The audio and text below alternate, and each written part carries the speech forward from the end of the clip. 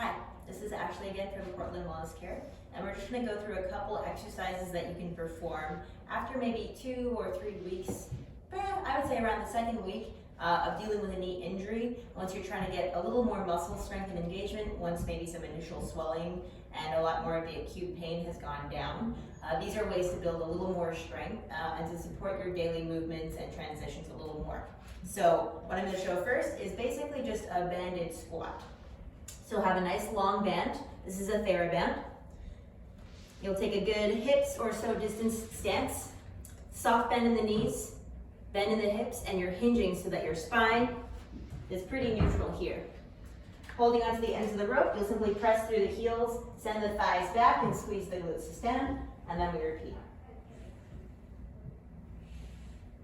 So this is just a pretty global exercise. Simple squat, which will help you with things like getting out of a car, getting out of bed, really focusing on squeezing those thighs and those glutes to get a little bit more tone and engagement back into the quads after an injury.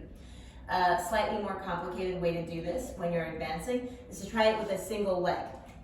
So you can just step the other foot forward, adjust your grip, slowly lower down, and press back out.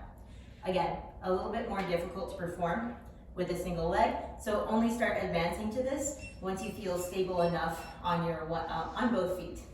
Another way to perform this, especially if you don't have a band, is to use something like a bed or a pretty high chair and perform sit to stand motions.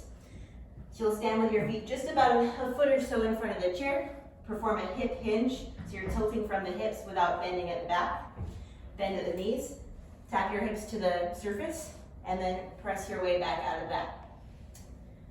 Consider that you need to perform 5 to 10 reps in a few sets, 3 to 5 sets, and do this a couple times a day to build more strength and muscle memory in these thighs.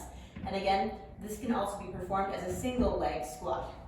So center your foot, bring the other heel forward, send the hips back, and then press yourself out. You can use a little bit of help from the leg in front initially. I'll perform it on this side so it's more clear.